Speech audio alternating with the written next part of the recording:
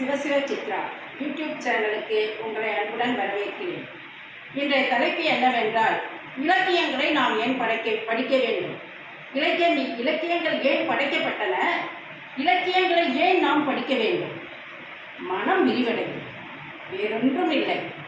ஒவ்வொரு இலக்கியத்திலும் எவ்வளவு ஆழ்ந்த கருத்துக்கள் நுணுங்கிய கேள்வியரெல்லாம் வணங்கிய வாயினர் ஆதல் அறிது. ஒவ்வொரு நுணுக்கத்தையும் நாம் தெரிந்து கொள்ளும் போது இப்படியெல்லாம் எழுத முடியுமா, எப்படி எழுதி வைத்திருக்கிறார்கள் நம் முன்னோர்கள் என்ற ஆச்சரியத்தை கிளப்போம். கம்பராமாயணத்தில் கூட பாருங்கள், இலக்கிய வடிவம்னு நம்ம சொல்றோம். இதிகாசங்களில் மிகப்பெரியது ராமாயணம், மகாபாரதம். 3 இதிகாசங்கள் என்று சொல்லப்படுகிறது. மற்றொன்று என்ன, யாருக்குமே இன்னும் சொல்லவே இல்லையே. 2 இதிகாசங்கள் தானே படித்திருக்கிறோம். 3வது இதிகாசம் அன்று சேர்க்கப்பட்டிருந்தது. அது சிவ ரகசியம். காலப்போக்கில் அது மறைந்து தனித்து வைக்கப்பட்டது. 2 இதிகாசங்களில் ராமாயணத்தில் கூட நாம் படிக்கும்போது ஏன் இலக்கியங்கள் படிக்க வேண்டும்? மனம் விரிவடையும். இன்று போய் நாளை வா என்று யார் சொல்கிறார்கள்? தன்னுடைய மனைவியை கவர்ந்து சென்று சிறை வைத்த ராவணனிடம் ராமன் சொல்கிறார் என்றால் அவர் எப்பேற்பட்ட மன வலிமை பெற்றவராக இருந்திருப்பார் என்று யோசிக்கவும். 14 வருடங்கள் கானகத்தில் சென்று அவருடைய ராமரின் பாதுகைகளை மட்டும் தலையில் சுமந்து வந்த பரதன் கடைசியாக அதை வைத்துதான் ஆட்சி செய்கிறார். 14 வருடங்கள் கழிந்துவிட்டது.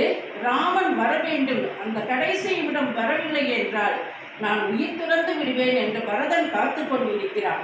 ராமனோ அந்த நேரத்தில் மிகுந்த ஒரு சிறப்பான விருந்து உபச்சாரத்தில் அங்கு இருந்து கொண்டிருக்கிறார். துடிக்கிறார், வர வேண்டும், அவன் ஏதோ செய்து கொள்ளப் போகிறான் என்று மனம் தெரிந்தாலும் அவர்களை நிராகரித்து விட்டு வரவும் மனமில்லை.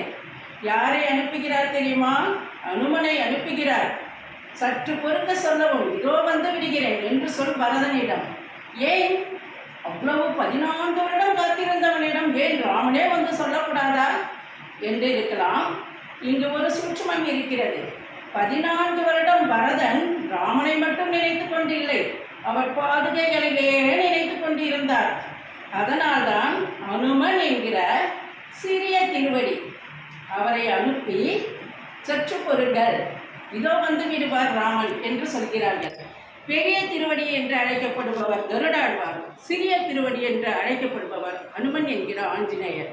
அப்பொழுது பாதுகைகளை மட்டுமே தன்னுடைய கருத்தில் கொண்டு ஹரியாசனத்தில் வைத்து ஆட்சி செய்ததால் இந்த ராமன் சரியான ஒரு தீர்ப்போடு சிறிய திருவடியை நம்முடைய ஆஞ்சநேயரை அனுப்பி அனுமனை அனுப்பி பொறுக்க செய்கிறார். இத்திகாசங்கள், புராணங்கள், இலக்கியங்கள் செப்புகின்றன. ஒவ்வொரு ஆழ்ந்த கருத்துக்களையும் பார்க்கும்பொழுது நம் மனம் விசாலம் அடைய வேண்டும்.